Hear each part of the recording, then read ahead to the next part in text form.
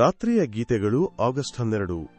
ಹೀಗಿರಲಾಗಿ ನಾವು ನಂಬಿಕೆಯಿಂದ ನೀತಿವಂತರಾದ ಕಾರಣ ನಮ್ಮ ಕರ್ತನಾದ ಯೇಸುಕ್ರಿಸ್ತನ ಮೂಲಕ ನಮಗೆ ದೇವರೊಂದಿಗೆ ಸಮಾಧಾನ ಉಂಟಾಗಿದೆ. ರೋಮಾಪುರದವರಿಗೆ 5:1 ಪ್ರತಿಷ್ಠೆ ಮತ್ತು ಅಂಗೀಕಾರದ ಹಂತಕ್ಕೆ ಬರದೇ ಇರುವ ಮತ್ತು ಕೇವಲ ಗುಡಾರದ ಪ್ರಾಕಾರದ ಮೂಲಕ ಸಮೀಪಿಸುತ್ತಿರುವ ಯಾರಿಗೇ ಆಗಲಿ ಈ ವಾಕ್ಯವು ಅನ್ವಯಿಸುವುದಿಲ್ಲ. ಆದರೂ ಇವರು ಪ್ರಗತಿಯಲ್ಲಿರುವಾಗ ಸ್ವಲ್ಪ ಅಳತೆಯಲ್ಲಿ ಸಮಾಧಾನವನ್ನು ಹೊಂದಿರುತ್ತಾರೆ.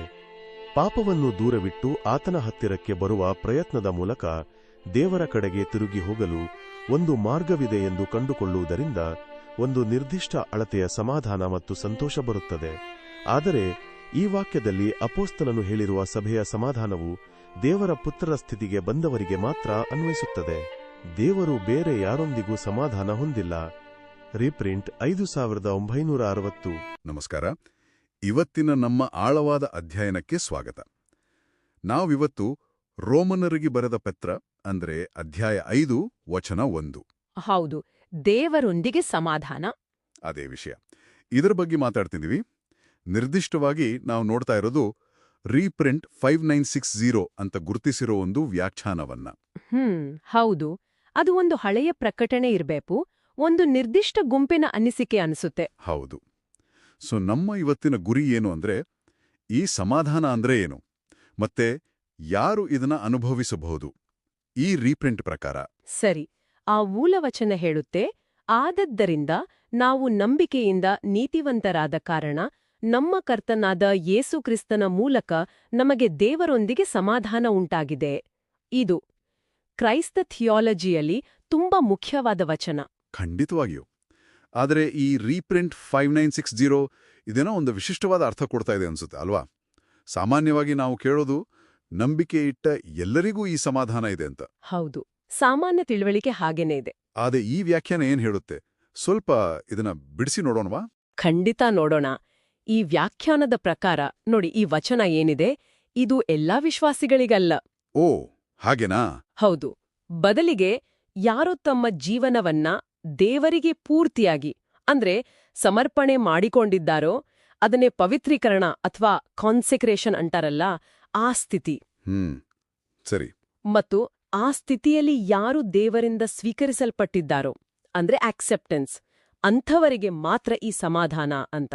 ಅಂದ್ರೆ ಇವರನ್ನೇ ರೀಪ್ರಿಂಟ್ ದೇವರ ಮಕ್ಕಳು ಅಂತ ಕರೆಯೋದು. ನಿಖರವಾಗಿ ದೇವರ ಮಕ್ಕಳು ಅಂದ್ರೆ ಇವರೇ ಈ ವ್ಯಾಖ್ಯಾನದ ಪ್ರಕಾರ. ಹಾಗಾದ್ರೆ ಈಗ ಸುಮ್ಮನೆ ನಂಬಿಕೆ ಇಟ್ಟು ದೇವರ ಕಡೆಗೆ ಬರ್ತಾ ಇರೋರು, ಈ ರೀಪ್ರಿಂಟ್ ಭಾಷೆಯಲ್ಲಿ ಹೇಳೋದಾದ್ರೆ ಅಂಗಳದ ಮೂಲಕ ಸಮೀಪಿಸುತ್ತಿರುವವರು, ಅವರಿಗೆ ಈ ಉನ್ನತ ಮಟ್ಟದ ಸಮಾಧಾನ ಇಲ್ಲ ಅಂತಾನ?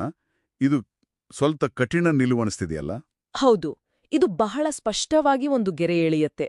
ಆದ್ರೆ ಇದೇ ವ್ಯಾಖ್ಯಾನ ಇನ್ನೊಂದು ವಿಷಯನೂ ಹೇಳುತ್ತೆ. ಏನು? ಯಾರೋ ಪ್ರಾಮಾಣಿಕವಾಗಿ ಪಾಪ ಬಿಟ್ಟು ದೇವರ ಕಡೆಗೆ ತಿರುಗೋಕೆ ಪ್ರಯತ್ನ ಮಾಡ್ತಾರೋ ಅವರು ಅವರ ಪ್ರಯಾಣದಲ್ಲಿ ಅಂದ್ರೆ ಅವರ ಸ್ಪಿರಿಚುವಲ್ ಪ್ರೋಗ್ರೆಸ್ ಇದೆಯಲ್ಲ, ಅದಕ್ಕೆ ತಕ್ಕ ಹಾಗೆ ಒಂದು ರೀತಿಯ ಒಂದು ಹಂತದ ಶಾಂತಿ, ಸಂತೋಷ ಅದನ್ನ ಖಂಡಿತ ಅನುಭವಿಸ್ತಾರೆ ಅಂತ. ಅದು ಏನು ಇಲ್ಲ ಅಂತಲ್ಲ. ಓಕೆ, ಅಂದ್ರೆ ಝೀರೋ ಅಲ್ಲ, ಏನೋ ಒಂದ್ ಮಟ್ಟಿಗೆ ಶಾಂತಿ ಇದೆ. ಆದ್ರೂ ಪೌಲ್ನು ಇಲ್ಲಿ ರೋಮನ್ರು 5.1 ಹೇಳ್ತಿರೋ ಆ ಸ್ಪೆಷಲ್, ಆ ಕಂಪ್ಲೀಟ್ ಏನದು ಚರ್ಚಿನ ಶಾಂತಿ, ಹೌದು, ಅದು ಮಾತ್ರ ಈ ರೀಪ್ರಿಂಟ್ ಪ್ರಕಾರ ದೇವರ ಮಕ್ಕಳು ಸ್ಟೇಟಸ್ ತಲುಪಿದವರಿಗೆ ಮಾತ್ರನಾ? ಕರೆಕ್ಟ್, ಅವರಿಗೆ ಮಾತ್ರ ಮೀಸಲು ಅಂತ ಈ ವ್ಯಾಖ್ಯಾನ ಹೇಳುತ್ತೆ. ಮತ್ತು ಇಲ್ಲಿನೇ ಈ ವ್ಯಾಖ್ಯಾನದ ಬಹುಶಃ ಅತಿ ಗಮನಾರ್ಹವಾದ ಸ್ವಲ್ಪ ವಿವಾದಾತ್ಮಕ ಅಂಶ ಬರೋದು. ಹೇಳಿ. ಅದು ಏನ್ ಹೇಳುತ್ತೆ ಅಂದ್ರೆ, ಈ ಪವಿತ್ರೀಕರಣ ಆಗಿ ಸ್ವೀಕಾರಗೊಂಡಿರೋ ಗುಂಪಿದೆಯಲ್ಲ, ಇವರನ್ನ ಬಿಟ್ಟು ದೇವರು ಸದ್ಯಕ್ಕೆ ಬೇರೆ ಯಾರು ಜೊತೆನೂ ಎನಿ ಅದರ್ಸ್ ಈ ರೀತಿಯ ಸಮಾಧಾನದಲ್ಲಿ ಇಲ್ಲ ಅಂತ. ಓ, ಅದು ನಿಜಕ್ಕೂ ಬಹಳ ಸ್ಟ್ರಾಂಗ್ ಹೇಳಿಕೆ ಅಲ್ವಾ? ಹೌದು.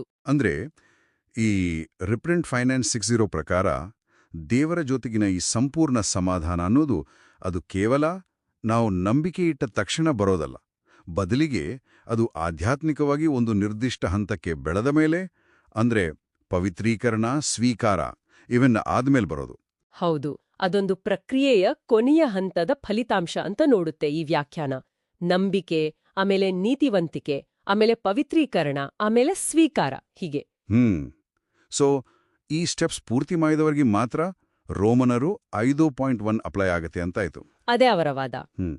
ಹಾಗಾದ್ರೆ ಇವತ್ತಿನ ಈ ಚರ್ಚೆಯಿಂದ ನಾವು ಒಟ್ಟಾರೆಯಾಗಿ ಏನ್ ತಗೋಬಹುದು?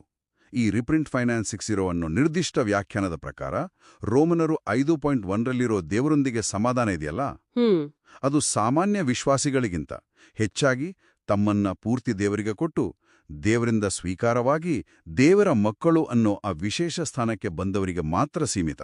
ಹೌದು, ಬೇರೆಯವರಿಗೆ ಅವರ ಪ್ರಯತ್ನದಲ್ಲಿ ಸ್ವಲ್ಪ ಶಾಂತಿ ಸಿಗ್ಬಹುದು, ಖಂಡಿತ. ಆದ್ರೆ ಅದು ಈ ಸಂಪೂರ್ಣ ಸಮಾಧಾನ ಅಲ್ಲ. ಓಕೆ, ಇದನ್ನ ದೊಡ್ಡ ಚಿತ್ರಣದಲ್ಲಿಟ್ಟು ನೋಡಿದ್ರೆ ದೊಡ್ಡ ಚಿತ್ರಣದಲ್ಲಿ ನೋಡಿದ್ರೆ ಈ ವ್ಯಾಖ್ಯಾನ ಇದೆಯಲ್ಲ, ಇದು ದೇವರ ಕೃಪೆ, ಮನುಷ್ಯನ ಜವಾಬ್ದಾರಿ ಮತ್ತೆ ದೇವರ ಜೊತೆಗಿನ ಸಂಬಂಧ, ಇದರ ಬಗ್ಗೆ ಒಂದು ಬಹಳ ಹೇಗೆ ಹೇಳೋದು, ಕಟ್ಟುನಿಟ್ಟಾದ ಶ್ರೇಣೀಕೃತವಾದ ಒಂದು ದೃಷ್ಟಿಕೋನವನ್ನ ತೋರಿಸುತ್ತೆ. ಹೌದಲ್ಲ? ಹೌದೌದು, ತುಂಬಾ ಸ್ಟ್ರಕ್ಚರ್ಡ್ ಆಗಿದೆ. ಇದು ಖಂಡಿತವಾಗಿಯೂ ಬೇರೆ ಕ್ರೈಸ್ತ ಗುಂಪುಗಳ ಸಾಮಾನ್ಯ ತಿಳುವಳಿಕೆ ಇದೆಯಲ್ಲ ಅದಕ್ಕಿಂತ ತುಂಬಾನೇ ಭಿನ್ನವಾಗಿದೆ. ಖಂಡಿತ.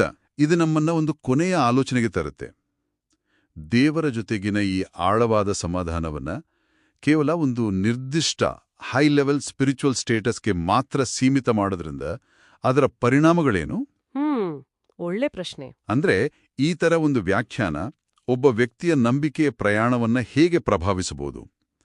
ದೇವರ ಕೃಪೆ ಬಗ್ಗೆ ಅವರ ತಿಳುವಳಿಕೆ, ಬೇರೆ ವಿಶ್ವಾಸಿಗಳ ಜೊತೆಗಿನ ಅವರ ಸಂಬಂಧ, ಇದರ ಬಗ್ಗೆಯೆಲ್ಲ ಹೇಗೆ ಪರಿಣಾಮ ಬೀರಬಹುದು? ಹೌದು, ಇದು ನಿಜವಾಗ್ಲೂ ಯೋಚನೆ ಮಾಡಬೇಕಾದ ವಿಷಯ.